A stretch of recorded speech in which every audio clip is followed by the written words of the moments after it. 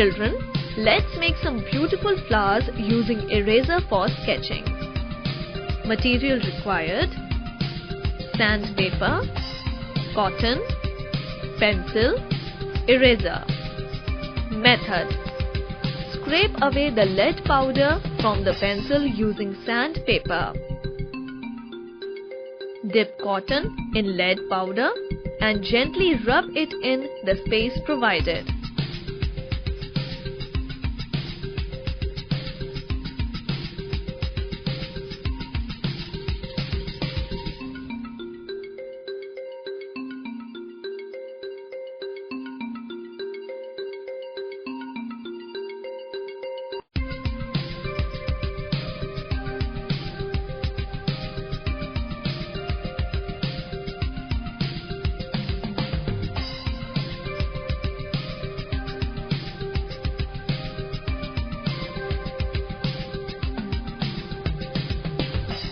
Take a sharp edge eraser and rub it on the sheet to make flowers.